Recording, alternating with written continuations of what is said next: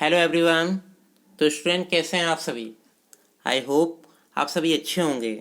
स्वागत है आप सभी का मेरे चैनल कॉमर्स हैंड पर। स्टूडेंट, आज के लेक्चर में हम डिस्कस करने वाले हैं एक इम्पोर्टेंट टॉपिक। ये टॉपिक क्या है मैं आप सभी को बता देता हूँ।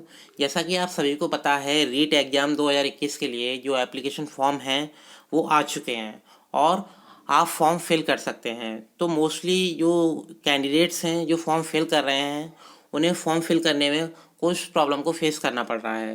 तो आपको ये प्रॉब्लम फेस ना करने पड़े उससे रिलेटेड मैंने ये वीडियो आप सभी के लिए बनाई है।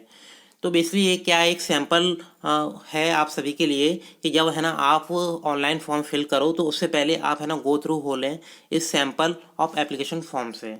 तो बेसिकली इसमें मोस्टली जो इन्फॉर्मेशन है जनरल इन्फॉर्मेशन है और ज़्यादा डिफ़िकल्ट इन्फॉर्मेशन नहीं है। फिर भी आपको एक एक इन्फॉर्मेशन के बारे में पता होना चाहिए, क्योंकि कभी कभी छोटी से छोटी गलती बड़ी गलती बन जाती है।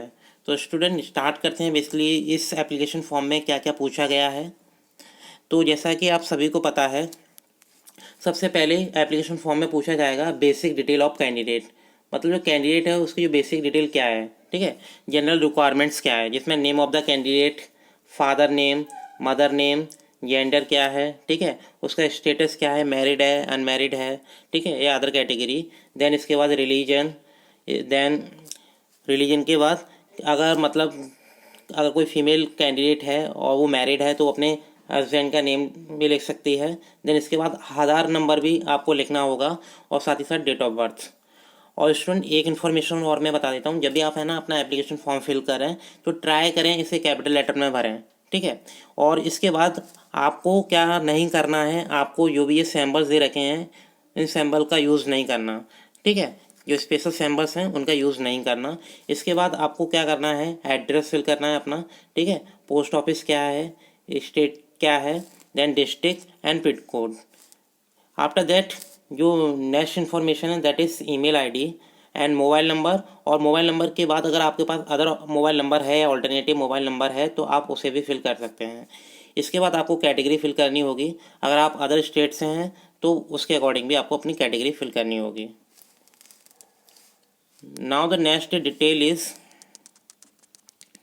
इसके बारे में और डिस्कस कर लेते हैं।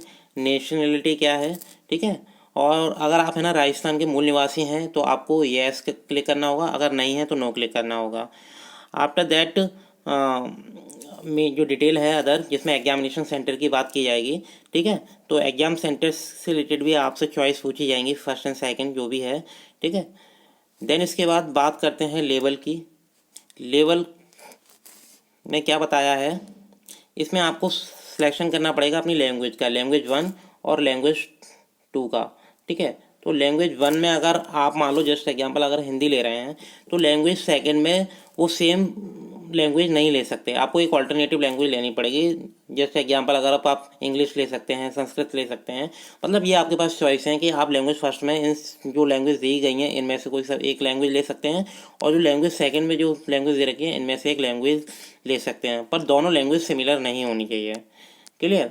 इसके बाद आपको क्या करना है, अपना एरिया ऑफ स्पेशलाइजेशन लिखना है कि अगर आप मैथ एंड साइंस फील्ड से हैं तो मैथ एंड साइंस को सिलेक्ट करना है। अगर आप मान लो आर्ट साइड से हैं या कॉमर्स साइड से हैं तो आपको क्या करना है, एसएसटी मतलब सोशल स्टडी को सिलेक्ट करना है। इसके बाद जो नेक्स्ट डिटेल है आपसे पूछा भी जाएगा, अगर आपने 2017 में रीट का एग्ज़ाम दिया है तो आपको क्या करना है, यस फिल करना है और साथ ही साथ आपको रोल नंबर और जो नेक्स्ट एलिजिबिलिटी है वो फिल करनी होगी। Then next information is academic information, ठीक है। तो मोस्टली ये फॉर्म है, सिंपल फॉर्म है, हर कोई फिल कर सकता है, ऐसी कोई डिफ़िकल्ट प्रॉब्लम नहीं आएगी आपको।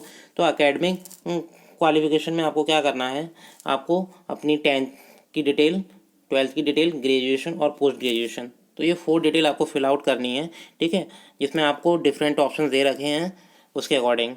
इसके बाद आता है प्रोफेशनल क्वालिफिकेशन। प्रोफेशनल क्वालिफिकेशन में आपको क्या करना होगा, अगर आप बीएसटीसी हैं या उसके इक्विवेलेंट जस्ट एग्जांपल जेबीटी किए हुए हैं या डीएलएड किए हुए हैं, बीटीसी किए हुए हैं, तो उसके अकॉर्डिंग आपको क्या करना है, अपना पूर्णांक, प्राप्तांक और प्रतिशत लिखना होगा।